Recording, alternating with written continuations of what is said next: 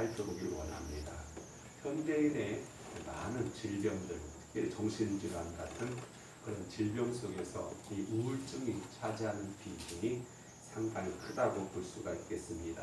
그래서 어제 우리와 함께 했던 그런 사람들이 어느 날 갑자기 이 우울증에 빠져들게 되면 어디에 도울 수도 없고 또 쉽게 손을 댈 수 없는 그런 어려움들을 겪을 때가 참 많이 있는데, 문제는 이 우울증이라고 하는 것이 모든 사람들에게 다가올 수 있다는 사실입니다. 목회자도 그렇고 오늘 이제 살펴보는 수 있는 이 시편 기자도 그렇고 또 종교개혁자이던 마르틴 루터도 그랬고, 성경에도 보면 그와 같은 관계된 사람들이 참 많이 있습니다. 그 종교개혁자 마르틴 루터는 그의 우울증에 대한 경험을 이야기하면서 이렇게 말합니다. 일주일 이상이나 나는 죽음과 지옥의 문 앞에 다가간 느낌 속에서 지냈다라는 절망감과 하나님께 대한 불안 마음 때문에 내 존재 전체가 흔들렸다, 그렇게 말합니다. 그와 같이 신앙에 위대한 사람이 또 신앙을 가지고 있는 사람도 그와 같이 어려움에 빠지게 되는 걸 보게 되죠. 하나님의 자녀인 우리들이 시리에 빠지고 패배감에 들고 만족감도 없고 짜증나는 일밖에 없다고 생각하는 그런 것들이 많습니다. 그래서 현대의 많은 그 심리학자들 또 상담가들이 이 우울증의 그런 환자들을 많이 접하게 되어지는 그런 현실 속에 있습니다. 성경에도 보면은 그 선지자 예레미야 선지자는 그 애가 속에서 이렇게 말합니다. 내 마음이 고초와 재난을 기억하고 낙심이 되옵니다. 예레미야 애가를 통해서 그를 가리켜서 별명이 눈물의 선지자라고 말하기도 하죠. 또 요나서 4장 3절에 보면은 요나 선지자는 이렇게 말합니다. 여호와여 원하건대 이제 내 생명을 거두어 가소서. 사는 것보다 죽는 것이 내게 나음이니이다. 하나님의 선지자였던 요나 선지자가 하나님 앞에 드린 그런 기도의 한 대목인데, 사는 것보다 죽는 게 낫다, 이렇게 말합니다. 우리가 잘 아는 믿음의 그런 선배 가운데 하나인 다윗도 이렇게 말합니다. 시편 31편 9절에서 여호와여 내가 고통 중에 있사오니 내게 은혜를 베푸소서. 내가 근심 때문에 눈과 영혼과 몸이 쇠하였나이다. 사실 이 우울증이라고 하는 게 어느 한 가지 사건이나 문제 때문에 발생하는 것이 아니라 마치 얽혀버린 실타래와 같이 그 원인을 찾기가 심히 어렵고 힘든 그런 상황인 걸 보게 됩니다. 근데 오늘날 점점 현대 사회가 발전한데도 불구하고 오히려 사람들은 더 복잡한 그런 변화 속에서 또 다양한 그런 위험 속에서 우리는 이 우울증에서 자유하지 못하는 그런 삶을 살고 있는 걸 보게 됩니다. 이 우울증에 대한 국어사전적인 그러한 정의는 이렇게 말합니다. 근심이나 걱정이 있어서 명랑하지 못한 상태. 어찌 보면 너무 낭만적이고 너무 좀 거리가 있는 것처럼 보여지게 되는데요. 어쨌든 우리가 삶을 살다 보면 부딪히는 염려나 근심 때문에 우리가 이걸 헤어나지 못하고 그 속에 잠겨 있는 그런 상태를 우울증이다라고 볼 수가 있겠는데, 좀 더 그 우울증에 대한 증세를 잠깐 몇 가지 살펴보게 되면 그렇습니다. 먼저 마음과 몸이 침울해져요. 괜히 그냥 똑같이 생활하고 있는데 전과 다름없이 직장도 다니고 일도 하고 특별한 몸의 건강 이상도 없는데도 불구하고 괜히 그냥 그렇게 되어집니다. 의욕이 상실되어지게 되고, 그리고 스스로 무능력, 무기력감에 사로잡히는 그런 상태가 바로 우울증의 하나의 그런 전조 증상이다라고 볼 수가 있겠고요. 그다음 두 번째로 살펴볼 수 있는 것은요, 별것 아닌 일에도 신경을 과하게 쓰게 되어지고 또 강박관념 속에 사로잡히게 되어집니다. 그리고 쓸데없는 걱정과 근심들이 많아지게 되어지고 명랑하지 못하고 가운데 항상 울적한 기분으로. 그래서 얼마 전에 일본에서인가요? 그런 사건이 났던데, 일본인가 미국인가 사람이 까다없이 막 사람을 막 해쳤습니다. 칼 가지고 휘둘렀는데 왜 그러냐? 행복해 보이는 사람 보니까 막 기분 나빠가지고 지하철에서 막 땡겨버렸다고 그렇게 말하기도 하죠. 아니 내가 기분 나쁜 건 나쁜 거고 내가 우울한데 다른 사람 행복한 것도 괜히 못마땅한 거예요. 왜 나는 안 되고 나는 이렇게 그냥 심각한 왜 당신이 행복하냐는 거죠. 참 굉장히 참 이런 질병을 우리가 그 가볍게 보서는 안 됩니다. 그냥 우리가 과거에는 그냥 미친 놈 해버렸는데 아니면 이상한 놈 그렇게 됐는데 그것이 사실은 굉장히 기묘한 정신질환 가운데 하나인 것을 문제는 감옥에 갇혀 있거나 어떤 병실에 있는 것이 아니라 항상 우리 곁에 그와 같은 사람이 있을 수 있고 또 그 당사자가 나도 될 수 있다는 사실에 대해서 우리는 민감하게 거기에 관심을 가지고 그것을 우리가 발견할 수 있는 그런 안목을 가질 필요가 있다. 세 번째로는요. 대인관계가 싫어집니다. 그래서 누가 만나자고도 그냥 귀찮고 안 나가게 되고 또 대화하는 것도 그냥 짜증나고 스스로 자신이 남들로부터 따돌림 당하고 있다라고 하는 그런 느낌 속에 살게 되어져서 그냥 다니던 직장도 그만두게 되어지고 하던 일도 그냥 하기 싫어하는 그런 상태에 빠지기도 한다라고 보게 됩니다. 그러다 보니까 삶마다 입에서 나오는 것은 불평과 원망이 나오게 되어지고 또 혼자 스스로 자기 감옥 속에 갇혀 사는 그런 신세가 되기도 하게 되고 가장 큰 문제 중에 하나는 세상에 대한 허무감, 삶에 대한 이유와 무기력감에 빠지게 되고 그래서 많은 사람들이 이 우울증으로 인해서 자살에 이르는 그런 현실들을 우리 많이 보게 됩니다. 사실 굉장히 큰 아픔이었지만 우리 최은하 집사님 같은 경우도 그랬습니다. 전혀 생각하지 못했어요. 상당히 그때 상황들이 나름대로 긍정적인 측면이 많이 있었는데 근데 그만 우울증의 그런 함정에 빠져버려가지고 매여 있는 것을 헤아리지 못했던 게 참 지나고 보면서 굉장히 가슴이 아픕니다. 근데 문제는 가장 가까운 부부 관계 속에서도 서로 알지 못한다는 데 있어요. 친구 사이도 또 부모와 자식 간의 관계도 이게 쉽게 눈치채지 못하는 그런 혼자만에 가지고 있는 그런 고민과 어려움이 바로 이 우울증의 증세다라고도 볼 수가 있겠고요. 그 원인에 대한 여러 가지가 있겠지만은 대강 크게 몇 가지를 살펴보면 첫 번째 분노가 있습니다. 내가 사랑했던 사람 또는 존경했던 사람들과의 관계가 깨어졌을 때 아니 그 사람이 내게 그럴 수가 있는가 내가 잘못한 것도 없고 이상하게 그런 관계 속에서 우리가 하게 되고 또 하나는 상실감 속에서 생기게 되어집니다. 그래서 내 가족이 죽었다든가 또는 실직했다든가 하는 이런 것들 인생에 있어서 살아가는 일에 커다란 이런 문제 앞에 있었을 때 어떻게 어디서부터 감당해야 할지 모르는 그런 큰 압박감 속에서 이 우울증이 오게 되어집니다. 특별히 우리 어떤 자기 자신의 존재감에 대한 인정받지 못하는 그런 곳에서도 생길 수가 있습니다. 그래서 자부심에 대한 그런 상실감. 우리는 모두가 마음속에 어떤 이상과 소망이 있습니다. 그래 앞으로 내가 이렇게 돼야 되겠다. 이런 사람이 되기를 원하고 이렇게 사람들 앞에 인정받기를 원하고 또 이런 어떤 업적을 이루기를 원한다라고 하는 그런 희망과 포부로 우리는 살아가게 되어집니다. 근데 이 모든 것들이 한꺼번에 다 잃어버릴 때 건강을 잃어버리고 사업은 실패하게 되어지고 직장에 취업은 안 되고 또 동료로부터 인정받지도 못하고 하는 일마다 실패가 되어지고 또 그렇게 우러러가고 존경받던 그런 명성을 얻었던 사람들에게 특별히 우리 나라에 보면 연예인들 가운데 그런 사람들이 많죠. 그의 환호 속에서 언제나 사람들의 주목을 받았던 사람이 어느 날 사람들에게 잊혀져가는 존재가 되어질 때 그런 큰 시리에 빠지게 되고 우울증 속에서 그렇게 자살이라고 하는 그런 선택을 하는 모습들을 우리가 많이 보게 되어집니다. 특별히 우리나라에 또 요즘에 발생하는 중에 하나 뭡니까? 노년에 대한 무기력증. 그렇게 젊을 때는 모든 걸 내 마음대로 할 수 있었는데 나이 들었다고 해서 직장에서 이제 뭐 어떻게 은퇴하게 되어지고 또 막상 은퇴하고 나면은 뭐 어디 갈 데가 마땅치 않아요. 기껏 해야지 뭐 놓여가지고 그냥 뭐 화투나 치고 뭐 그냥 공원 그늘에 앉아가지고 서로 그냥 장기나 뛰고 또 서로 간에 그냥 얼굴만 바라보게 되고 뭐 이렇게 하다 보면 이게 도대체 사는 건지 뭐 하는지 모르는 그런 무기력감에 빠지게 되어지는 그런 상태에 되는 걸 우리가 보게 됩니다.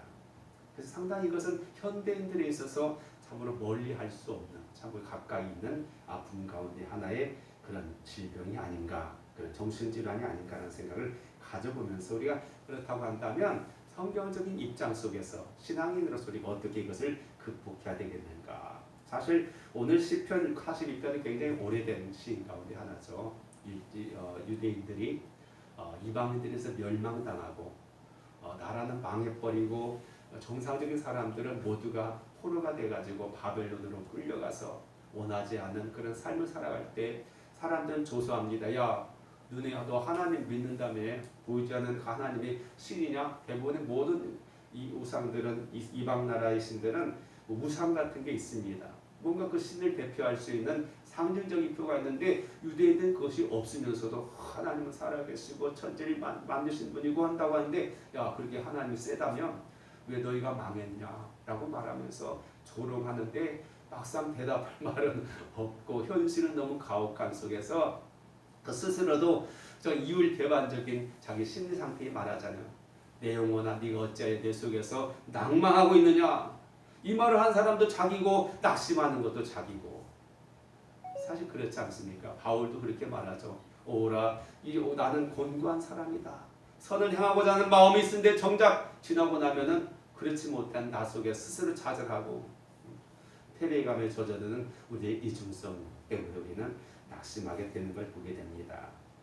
그러나 중요한 게 있습니다. 바로 우리가 이런 증상이 나타날 때 우리는 내가 그런 증상이 나타나게 된다면 우리 정말로 정신 바짝 차려야 되고 우리 주변에 또한 그런 사람이 있다고 할 때 우리 역시 정신 바짝 차려가지고 그들을 잘 살필 수 있는 그런 자세가 필요하다 생각하면서 전체로 오늘 본문에 보면은 중요한 말이 있죠. 낙심하지 말아야 된다.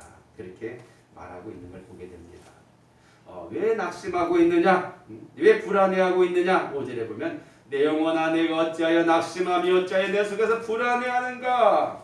11절에도 내 영혼아 네가 어찌하여 낙심하며 왜 불안해하냐? 라고 말하고 있습니다. 그렇습니다. 우울증에 있어서의 가장 큰 것은 답이 없다는 거죠. 사람이 없다는 겁니다. 문제 해결할 방책이 없다는 겁니다. 왜요? 나는 무능력하고 내 주변 사람 나의 관심도 없고 정작 내가 원하고 있는 이 아픔 속에 고통 속에 함께하지 못하는 그들 보면서 나는 외롭기도 하고 불안할 수밖에 없는 그런 현실 속에서 그런데 우리는 그것에 분명히 말해야 됩니다. 우리는 근심하지 말아야 됩니다. 왜요? 우리는 하나님이 계시기 때문에 우리가 그걸 알 필요가 있다라고 볼 수가 있겠습니다. 낙심하면 안 된다.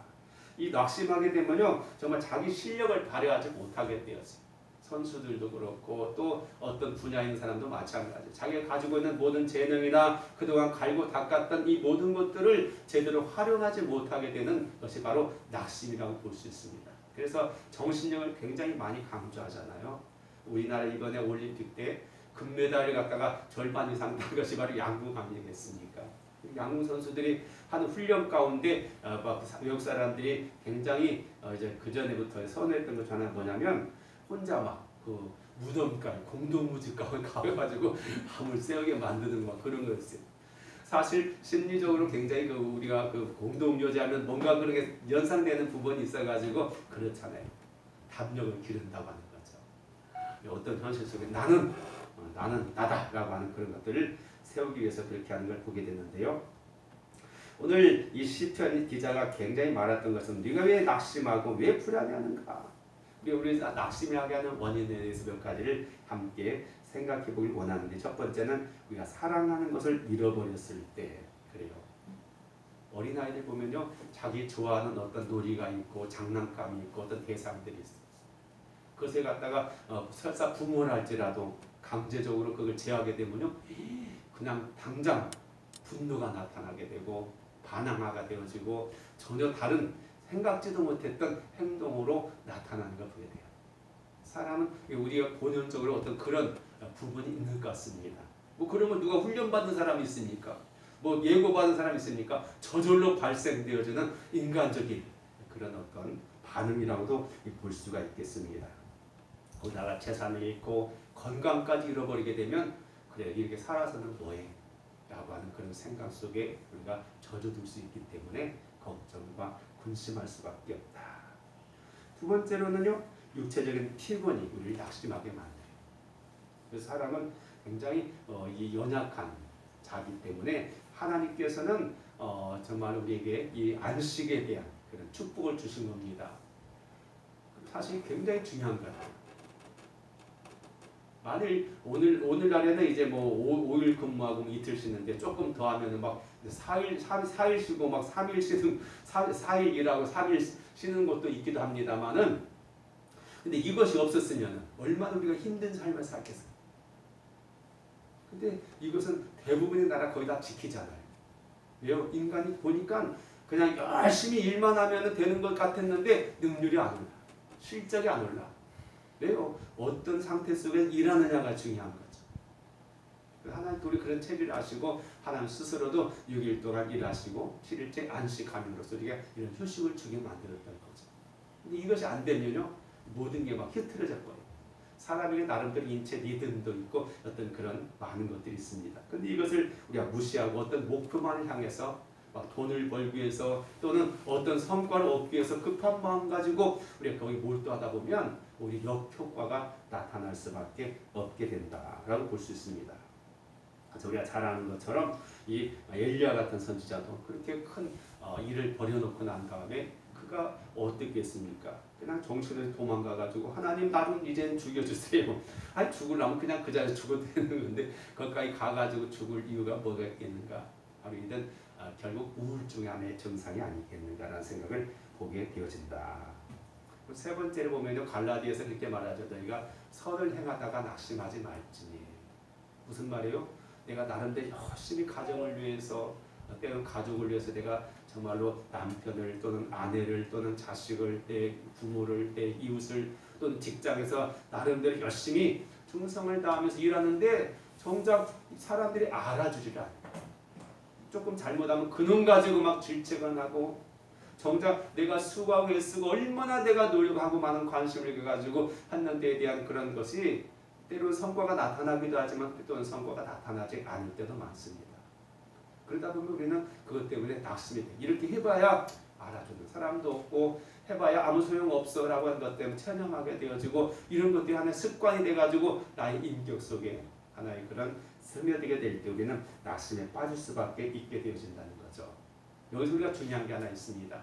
왜 그러냐면 우리는 나름대로 사람들에게 뭘 가지고 있냐면 신뢰를 가지고 있으면서 기대를 가질 때가 많아요. 그래서 내가 어느 사람에게 이 정도 해주면 저 사람도 내가 10개 주면 하나라도 주고 반응해야 되지 라는 생각을 듣게 돼요. 근데 그것마저 안 되면 실망이 크게 돼요. 낙심하게 돼요. 왜 항상 나는 주는 자가 되고 당신이 받는 자만 돼요? 왜 나만 손해봐야 돼? 이런 생각이 들게 되면요, 그때부터 이제 불만이 생기게 되고 이것이 낙심이 되고 더 이상 그래요. 나도 똑같이 해야지. 내가 손해보고 왜 나만 그렇게 해야 된다는 생각을 갖게 돼요. 우리 성경적인 입장에서 우리가 사람을 어떤 사람으로 대해야 되냐가 참 중요한데 그게 뭐냐? 사람은요, 사랑의 대상이지 신뢰의 대상은 아니다 생각해야 돼요. 굉장히 중요한 말입니다. 그래서 사랑은 끊임없이 어떻게 돼요? 주는 거예요. 왜냐하면 사랑 자체 속에서 내가 행복을 발견해야 되고 보람을 발견해야 되고 그 결과에 대한 열매를 맺는다고 생각해야 되지, 거기에 따라서 이 정도 하면 그래도 이 정도 돌아올 거라고 생각하는 것은 거래다. 그렇게 생각할 필요가 있다. 왜냐하면 하나님 우리를 그렇게 하셨거든. 우리가 로마서에 보면 어떻게 했습니까? 우리가 죄인 되었을 때, 하나님과 원수 되었을 때 우리가 하나님께서 우리를 사랑하셨고 우리에 대한 구원의 길 베푸셨고 그의 사랑을 나타내셨음을 우리 항상 기억할 필요가 있다. 그래서 오늘 본문도 기자도 말하잖아요. 계속 무엇을? 하나님을 바라라. 하나님을 바라라. 하나님을 바라라. 그분이 우리를 어떻게 용서하셨고 어떤 마음으로 우리를 사랑하셨고 어떤 기대를 주셨는가를 기억하라고 말씀하고 있습니다. 성경 속에서 하나님은 공평하시지만 사람은 세상은 공평하지가 않습니다. 우리 기대와 우리가 바랬던 것들에 대한 실망을 주는 것이 바로 그런 거죠. 우리가 항상 그것을 인정할 필요가 있지 이것을 굳이 이렇게 했으니까 저절로 이렇게는 될 거라고 하는 그런 기대감을 아예 우리가 벗어버리는 게 낫다. 두 번째로는요, 긍정적인 희망을 가질 필요가 있다. 왜냐하면 이 우울증의 가장 큰 부작용 중에 하나는 뭐냐면 모든 걸 부정적으로만 보게 되었어요. 그 말도 하던 것이 모든 게 뭐요? 안 되는 쪽만 보게 되었어요. 어차피 모든 사물을 대부분이 보면요, 긍정적인 면과 부정적인 면이 다 있어요. 빛과 그림자와 같이. 그런데 어떤 사람이 일부러 뭐만 봐요? 그것만 봐요. 안 되는 것만. 아치랜만 봐. 그래가지고 막 하려는 사람 의욕을 꺾어놔버리고 기분 나쁘게 만들고 공동체의 어떤 공통 분모를 갖다 해치는 이 사람이 되어지다 보면 저절로 사람들로부터 외면당하게 되어지고 그 사람의 인격과 의사가 무시될 수밖에 없게 되어져. 결국은 자기가 스스로 자기 감옥을 만들고 담을 쌓는 그런 자세가 될 수밖에 없다. 근데 성경에 보면요, 하나님의 말씀 가운데 이스라엘 백성들이 가나안 땅을 차지하기 전에 그들은 얼마나 많은 고생했습니까? 애굽에서 정말로 종된 삶을 살았고 광야에서 정말 참혹한 그런 현실 속에 살게 되었어요. 그러나 그들 속에 항상 끊임없이 나오는 말이에요. 젖과 꿀이 흐르는 땅, 가나안 땅, 하나님께서 주신다고 약속했던 그 약속의 땅. 나중에는 차지하고 난 다음에 그들이 이방 나라에 가서 이제 포로 생활하면서도 역시 항상 그것을 기억하고 있는 거죠. 우리가 잘 아는데 역사적으로 AD 70년 이스라엘은 완전히 망해버리고 전 세계 뿔뿔 흩어져 버리고 이스라엘 나라는 세상에 찾아볼 수 없게 되어졌어. 우리가 잘 아는데 디아스포라 돼가지고 전 세계에 흩어져 있는 유랑 민족이 되고 말았습니다. 그러는 와중에 우리가 잘 아는 근대사 속에서 히틀러는 독일 사람들은 유대인들을 세상에서 말살해야 되는 존재를 생각해가지고요. 그때 당시 그들을 갖다가 죽인 사람이 몇 명이에요? 600만 명이 죽었어요. 독일 안에 있었던 사람만이 아니라 독일이 점령했던 나라 가운데 유대인들 다 잡아 죽였어요. 수용소에 가둬가지고 사람을 죽여서 뭐 비늘을 만들기도 하고 하여튼 엄청나게 많이 죽였어요. 600만 명을 죽였어요. 그렇게 그들을 죽이려고 했는데 결국은 이스라엘이 1948년 독립해가지고 지금 나라 있잖아요. 그 모든 것이 뭐가 있으냐? 그들의 하나님의 약속을, 하나님에 대한 기대가 그들을 그와 같이 그 어려운 몇천 년의 기간 속에서도 그들은 세계에 뿔뿔이 흩어져 있어도 자기 정체성을 잃어버리지 않을 수 있었던 이유가 뭡니까? 바로 하나님에 대한 신뢰감이 그들의 마음을 그렇게 그들 뭉치가였고 그들 그렇게 시오니즘 운동을 통해서 그들은 한 사람 한 사람 나라가 될 수 없다고 한다면 개인이 직접 그 팔레스틴 땅에 와가지고 땅을 쌌어요. 한 사람 한 사람 사가지고 그 땅을 갖다 그들이 차지해가지고 그날 독립국가로 만들었어요. 이건 역사상에 없는 이야기예요. 지금도 수많은 민족들이 자기 나라의 정체성을 잃어버리고 흩어져 사는 족속이 굉장히 많아요. 스페인 같은 나라도 지금 그 바르셀로나 그쪽 보면은 거기는 나름대로 스페인은 나라 속에 있지만 그 지역으로 독립하려고 했어요. 몇 번 뭐 선거도 하고 그래가지고 했는데 안 되는 것이 많고 터키 같은 데도 투르크족 같은 데도 역시 쿠르크스탄이라고 하는 나라를 만들려고 하지만 안 되고 있잖아요. 그래서 흩어져 있잖아요. 이라크, 이란 또는 터키 계속 반항하고 있고 이웃 나라 중국 같은 데는요 수백 개의 그런 족속들이 다 있어요. 자기네 나라 과거에 있었어요. 지금 다 없어져가지고 이제 중국이라고 하는 하나의 나라 속에 다 해가지고 지금 이건 중국이 동방 정책이가지고 우리나라까지도 어용구용 해가지고 그 포함시키려고 하는데 어쨌든 그런데 하나님을 온전히 믿고 나아가게 되니까 이런 긍정적인 희망을 가지고 있는 나라는 어느 그 무엇도 해칠 수가 없게 되어지고 꿈을 이루어가는 그런 문제를 우리가 보게 되어진다고 하는 사실이죠. 그래서 오늘 본문에도 본경에 말해 3절에 말하죠. 사람들이 종일 말합니다. 네 하나님 어디 있냐? 그렇게 비웃고 그렇게 말하고 있는데 오히려 그는 그렇게 말하죠. 하나님을 오히려 기대하고 하나님께 나아가는 것을 5절 하반부는 너는 하나님께 소망을 두라. 그가 나타나 도우심으로 말미암아 내가 여전히 찬송하리로다. 사람들의 말을 따르면 안 돼. 오늘 우리는 정보 홍수 시기에 살고 있어요. TV를 통해서 또 사람들을 통해서 신문을 통해서 수많은 그런 여러 가지 많은 정보를 갖다 입수할 수 있는 기능이 많아요. 그러다 보니까 우리가 그 중요한 게 뭐냐면 내가 필요한 것과 필요하지 않은 것을 우리가 정리할 줄 알아야 돼요. 그렇지 않으면 정보 홍수 속에서 뭐가 진짜인지 뭐가 가짜인지 모르는 그런 상태 속에 있어요. 요즘 얼마나 사람들이 악하냐면요. 요즘에 그 코로나19로 해가지고 백신 때문에 어려움 당한 나라가 많으니까요. 사기꾼들, 국제적인 사기꾼들이 나라를 상대로 해가지고요. 백신 구하려 화이자 구할 거요? 돈 내가지고요. 그렇게 사기치는 사람들이 엄청 많다. 우리나라 같은 경우도 대구시장이 그 사기당해가지고 그냥 그랬잖아요. 자기 스스로 구해가지고 하겠다라고 했는데 이럴 정도로 세상이 험악한 세상에 살려고. 사람은 믿기가 어렵습니다. 그러나 하나님을 믿을 수 있는 분인 걸 우리 알아야 되고요.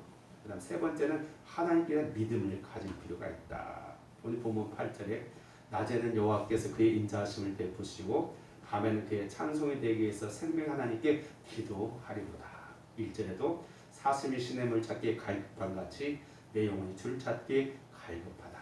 그렇습니다. 여러분은 우리 주변의 모든 사건과 사람들이 나를 향해 뒤돌아서 있을 것처럼 보여지는 우울증은 어떤 형상에서 그렇게 되어지는 상황이라고도 볼 수 있습니다. 그러나 우리 하나님은 임마누엘 하셔서 과거에는 그랬어요. 하나님께 예배드리려면 이스라엘 백성이 어떻게 했냐면 예루살렘 성전까지 올라가야 됐어요.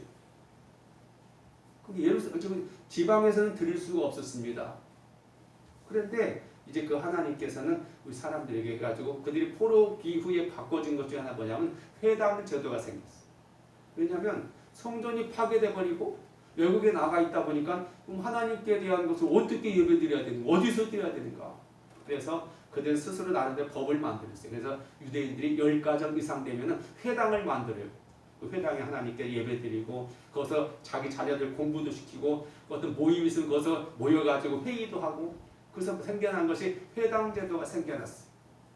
그래서 우리가 신약성경 오다 보면 회당이 많이 등장했거든요. 예수님께서 전도할 때도 그랬고 바울이 세계 전도 나갔을 때도 유대인들이 있는 곳은 언제나 10가정 이상이면 회당이 있어요. 분명히.